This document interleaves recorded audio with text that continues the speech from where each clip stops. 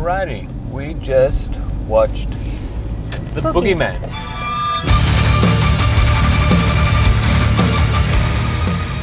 Before we get started in this stormy Cape Town night, it's not raining now, but it was thunder earlier and some heavy wind and heavy rain. Definitely spooky. Before we get cracking with this review, please remember to subscribe And like. and comment. and check out our all the other reviews and interviews and bits and pieces that we've got. I'm sure you'll find something of interest, and it doesn't cost you anything, so just do it. Yeah. Based on Stephen King's short story. Yes. It was written in 1973. I think it was in Cavalier magazine. Okay. But then it ended up in his Night Shift collection in 78. And just by accident, I'm busy with the book. I've read it before years ago, and I'm reading it again. A bunch of short stories, including I was Jerusalem's on the Lot is first. also in I was there. on the first page of Boogeyman. Okay. Yeah. But you didn't realize until just before we came, and I looked it up and I said, okay, it was a Night Shift, and you've Yeah. been on and offing. And my Night bookmark Shift. is on Boogeyman. Okay. So Yeah. you're going to read it now? Yes, I am. But now you're going to imagine all of these characters and. I don't know, because I've read it before, so I think if I read it again, So now you don't really remember No. how much they changed, how similar it is. Can't how remember. different. It's a family, or a dad and his two daughters, and the mom passed away in a car accident. And so they're pretty traumatized still. The dad is a psychologist. Yeah, he's a therapist. And he's got like a little girl, she's about 8, 9. And then a teenage girl about, I would say, like 15, 16, thereabouts. And one day a man just walks into his house from where he runs his psychiatric practice. And this man sort of opens up a whole disaster. And they added a little bit of a pre-bit. Yes, there's a little bit of what happened. Yes. And what is this thing? And and then things start unfolding, and it's an evil presence, an evil force, an evil thing that materializes and terrorizes and kills people. Incredible use of jump scares, I thought. Very good. Yeah, there were a couple of good ones. I was like... But no, when I heard about this, I remember there was I think Sam Raimi produced it, a Boogeyman in, was it like early 2000s?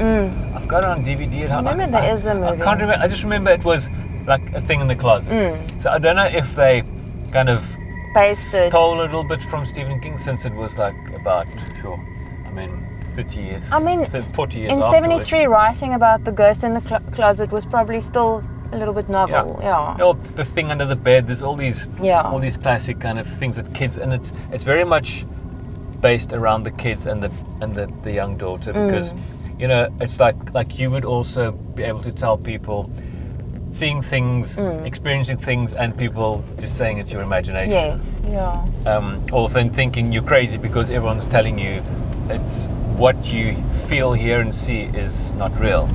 Yes. So they tap into a lot of that. I mean, we can get into that at another stage. No, I don't want to get into it. You don't really want to. So in this instance, it is very much a case of the dad is kind of very much a secondary, peripheral character. But the dad is also, he is so like focused on his own grief that he sort of superficially cares about his kids' grief in a, are you seeing your therapist kind of a way. But it's also, he's a therapist to his patients, but not to his kids who need it. And also he doesn't want to talk about his wife. Which is, these things are very understandable. Different people react to tragedy and grief in different ways. But what I liked the creature, the monster, and I liked, I don't want to give too much away, but to me, it was a very cool Stephen King. I can, like how it's written. Yeah. I can sort of. But but like I say, you haven't read it in a while, so you can't really remember how his description on what this. No. I don't know if they've based it exactly on how he wrote it, or if they now use their own. I might read it tonight, and then we can do a little annexure to this. We can definitely do that. Okay, I won't say what it reminds me of, but there's just been too many. To me, there have been too many movies the last 10 years with this kind of creature. Although, in saying that, in some of the physicalities of it, it's just too familiar. It's like if you watch a J horror movie with a little girl in a white dress with black hair hanging down the face. Yes. It's not like that, but it's as if you had to go redo that. To me, it feels like that with many movies in recent years. You have to consider like who was first, and no, for sure. But too bad. It's done. Because the creature has a very specific thing that is quite creepy. Yeah. But and very Stephen King. So they use sound for a lot of that. It's crazy. With sound and light. Just last night I watched a slap ham, and it reminded me of. Callum, there's a slap ham. When anyone who's watched slap ham knows what you're talking about. How you doing? I'm Callan, and this is Slapped Ham. When you, like me, when you track your sleep on your smartwatch or whatever, some of them can pick up when there's a noise, like when someone snores, or maybe if you fart. Okay, if you speak in your sleep. I also watched that with you. And the sound the creature made is almost like it could well be like how someone talks in their sleep. Another movie that we recently watched a movie, Come Play. There were some elements that really felt like that to me. The little boy with the iPad. A movie that was also kind of a new, fresh breath of fresh air that then got used and reused and ripped off the movie Lights Out. Yeah, but also it was a short film with this woman switching light on and off, and then when the light. So there was a lot of this light. It also reminded of. It's another name that's this odd name. It sounds like an Australian name. It's also a creature that they read the book, and then when you read the book, the storybook. Are you thinking of the Babadook? The Babadook, yeah. Well, that's the thing. There were similarities. Come Play, Babadook, all those. They're very similar kind of things. So that's what I'm saying. This is just. It was cool, but it wasn't fresh enough for me. It was just very much it's an echo. Similar to very recent tropes in horror movies. But they used the opportunities to scare you very well. It wasn't too many. There were a few prominent ones. Very good ones. But then it's also a case of now you watch this and it's where did this thing come from and why is it doing it the way it's doing it? And why is it doing it so low key? Why is it now hiding in closets and creeping out now and again? Why? I always want the why. Yeah, you want the scientific but explanation. I almost thought they were going to do the explain everything in the book, because the guy who came to the psychiatrist when this whole thing got kick-started, there was a notebook found under the couch. So I thought, okay, now they're going to run through the whole explanation of everything in the book again, which luckily didn't happen. There was just one little clue that you got from there, but it didn't explain everything. I mean, it doesn't always need explanation. No, it's not because a boogeyman is a boogeyman. It's a scary thing in night time. But now, in your room. And it's also a case of if this is now such an ancient evil that's been around and tormenting people forever, it will be a bit. I don't know. It should be a bit more public and known that what the hell is this?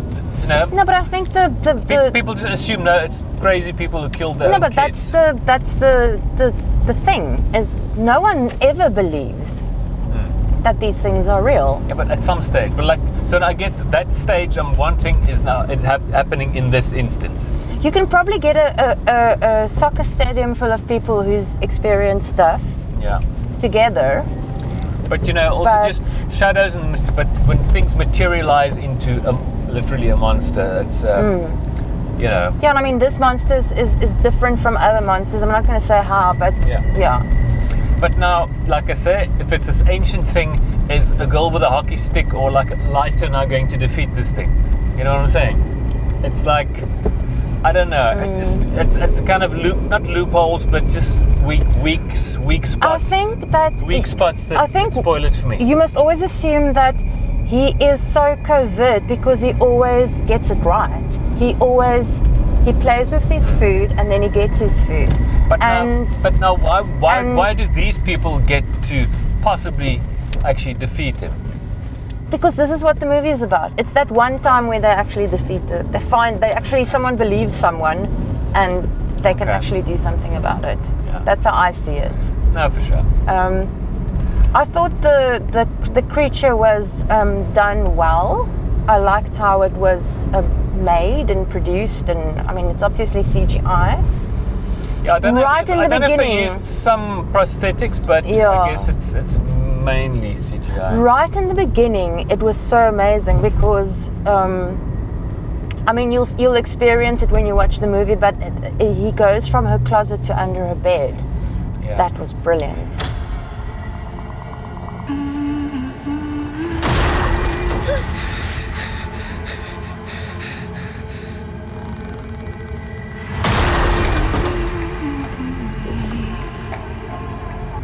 That's another. I'm going to add lots of complaints because,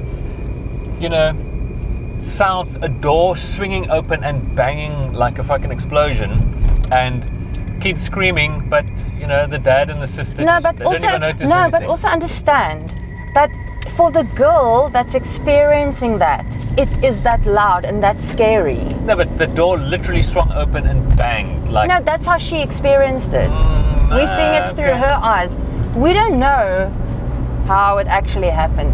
For the person that it's happening to, it's much more exaggerated. Well, she did scream, and if I'm going to hear someone scream in the room next door just down the hallway, I'd say, hey, what the hell happened? Well, I guess you can say big house sister's got earbuds in, and dad No, she was just watching a laptop. She didn't have headphones. I mean, you can boil things down to little technicalities. And it's like the going to the basement and the light switch doesn't work. It's like, man, come on.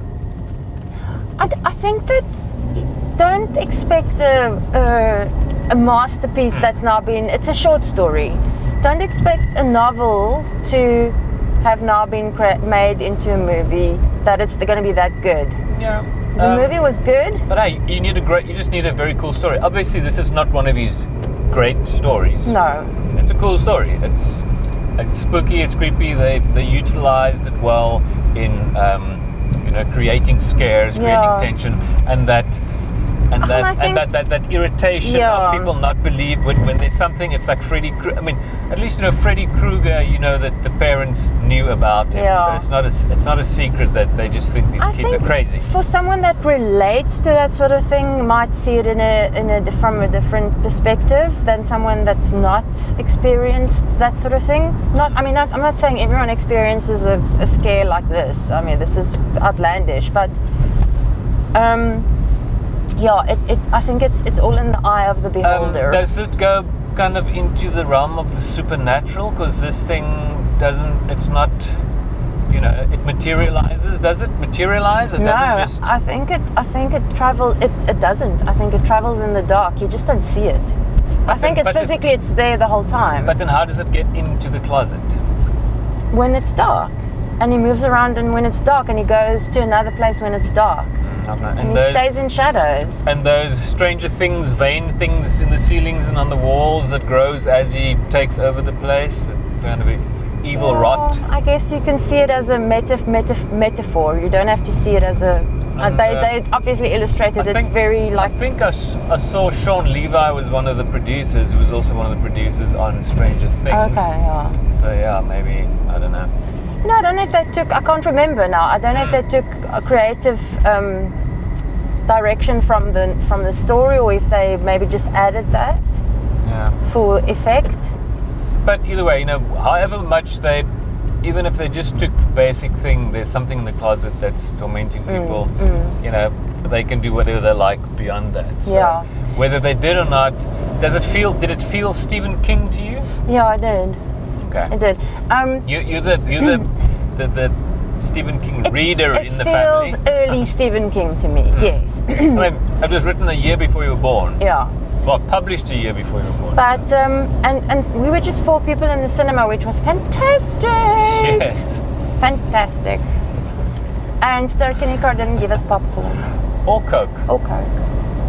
Whoa, guys. Yo. Bad form. Not cool. Anyway. It's a relatively unknown cast. And they were good, I thought. Yeah, they were good. I recognize the guy that played the dad. Yes. The kids girl that played the older child, she reminded me of a mixture between Natural Born Killers, what's that? Juliette Lewis and Winona Ryder. She had aspects of both, which I kind of liked. I enjoyed that of her, yeah. And a character, obviously, I mean, you know, they're asshole teenagers, supposed to be friends, but they're actually twats. And kind of a bit of angst, but now the angst is not just teenage. It's not just your teenage angst. You know, her mom passed away, and it's a thing for her to deal with. Yeah. But yeah, all in all, it's a solid movie, but it's not the kind of movie I would really watch again. I would watch it again. Unless I watch it again at home where you can see the contrast better to see the creature. Because obviously they do what they have to do. It starts off very subtly, you just see little bits and pieces. The reveal is at the right time. It was timed well. So, it is, I'm going to give it a 6 out of 10. I'm with you there. I can't give it more than 6. I was thinking, you know, always juggle it. Always juggle between two numbers, 6 and 7, but I don't think I could give it a 7. I thought it was kind of on a par with Smile. But there was something a bit, I don't know, Smile had something just a bit different than I haven't seen before. Actually, I thought this movie had a little bit more class. Okay. And pedigree. I mean, it's all very much, like I say, it has, I guess, supernatural fantasy elements to it because it's. I mean, Stephen King can do no wrong in my eyes, so I guess I'm looking at it through Stephen King goggles also a bit. Yeah, but 6 is not a great score, but at least it's over half. I'm trying to curb my enthusiasm, not go ballistic. Yeah, but is this the first Stephen King that we've seen for the year? No, we saw the one with the phone. 2023? No, that's his son. No. We watched Mr. Harrigan's film. We haven't reviewed it. No, we haven't reviewed it. So there has been some Stephen King this year. Yes. And Harrigan's phone was okay. I thought it was great. But his son, Black Phone, I think was better. Yes, I also think so, yeah. So, what's his... Joe Black, what is his son called? I always forget. Jack someone, Joe someone... I don't know. Joe Hill. I think it's Joe Hill. Yeah. Anyway, if you like Stephen King, you should watch it. Absolutely. Yeah. Because you can never get too much Stephen King. No. I think. But if you think that... No, I'm not going to tell you what to do. Just watch it. If you want to watch Stephen King, I can't dissuade you. Maybe what you should do is get your hands on the novel and read the novel first. Short story. Yeah, but the novel, the compilation of short stories. I'm sure you can find the short story. Or you can find the short story, I'm sure there's in a couple of other collections as well. So, but if like me, it's a case of you need your whys and the why and the how, then I don't know if you'll enjoy it as much, but Sonia didn't look at it like that. So if you look at it, although we scored it the same, but she liked it more, so that's very weird. Yeah, but I'm trying to keep my bias in check, if you know what I mean. Yeah, but don't underscore it. No. I think it's a good score. Yeah. It's not, like I said in the beginning, it's not a masterpiece of a novel that was now made into a movie. It's a short story. Yeah. It's not a whole lot of content to stretch out into a feature film. But they did a good job of it. And that's why I gave it a 6. Yeah. They did a good job. You know, is it worth now buying a movie ticket and going out to watch it, or is it? I think it is. I really do think it is. Yeah. Personally, if I just watched it at home, I would be fine with that. I think because I had watched a stretch of crap horror movies. Oh yes, there was a bunch. Well, they weren't crap. No, they were they're just not, sort of they're second string subpar. kind of- Yeah, they're not. They weren't B movies either, but they No. were just not way up there. Yeah. And I was busy doing other stuff, including editing a music video that we did for our band Terminatrix. Did a World Goth Day tribute again for Sisters of Mercy song Marianne. Click over there and check it out.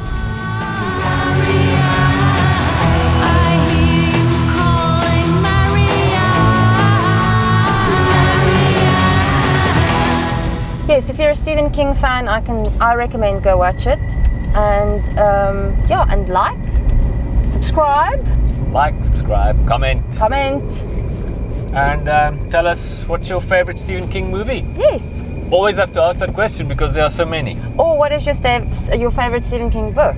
Mine is The Shining.